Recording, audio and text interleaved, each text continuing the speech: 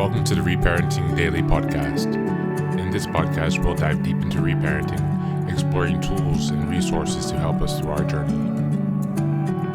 The podcast is divided into 3 sections. First is a reading. Second is a discussion of the reading, followed by a journal prompt. And the last section is a peaceful meditation for closing.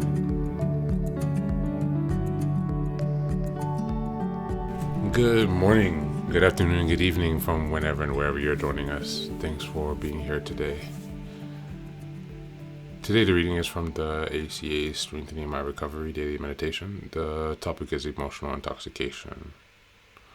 In his Next Frontier article, Bill wrote, "If we examine every disturbance we have, great or small, we'll find at the root of it some unhealthy dependency and its consequent unhealthy demand."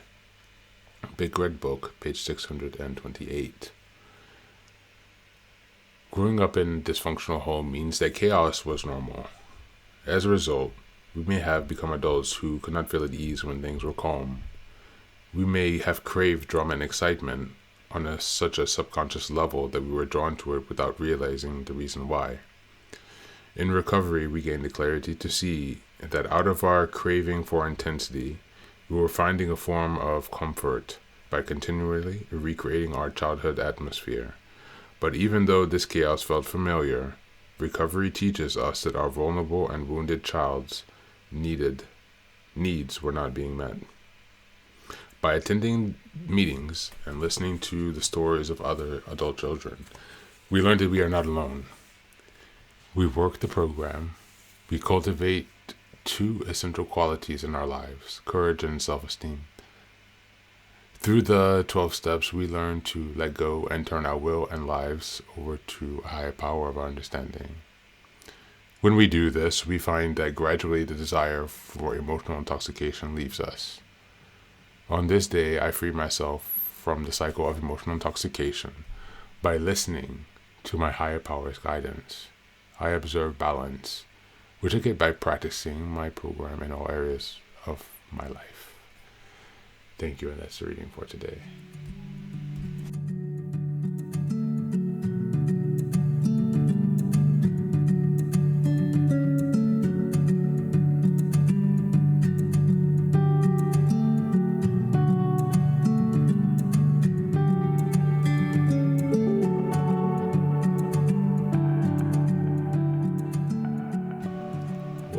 Welcome back. Thank you for being here. Again, emotional intoxication, emotional sobriety.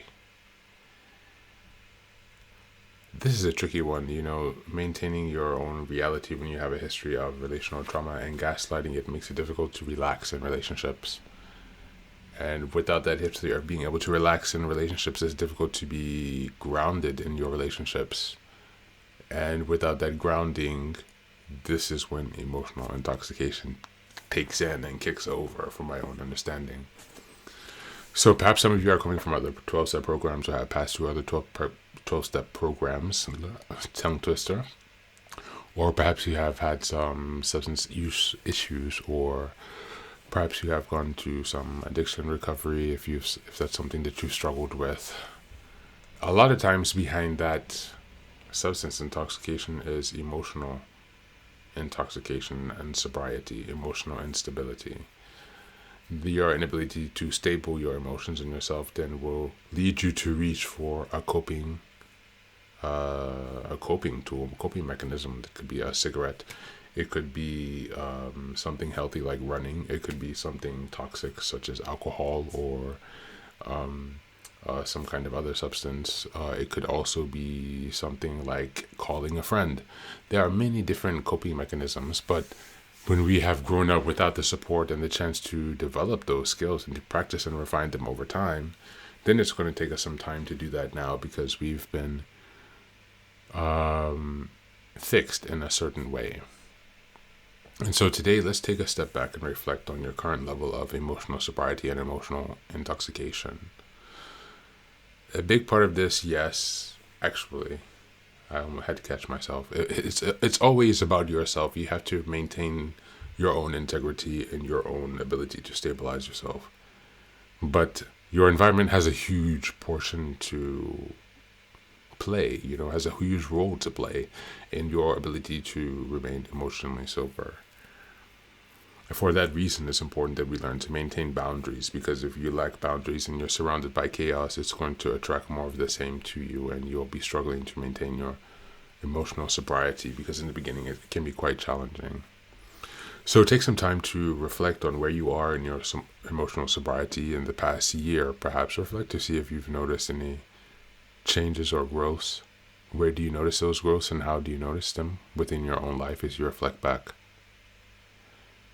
All right, that's going to be it for today. As always, thank you for being here. Take care of yourself and be well.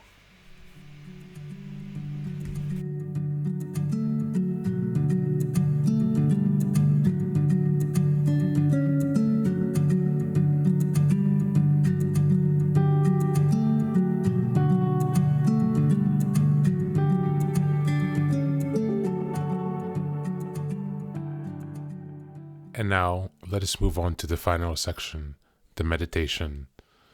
This is an unguided meditation. I will simply provide some music and you can take some time to relax.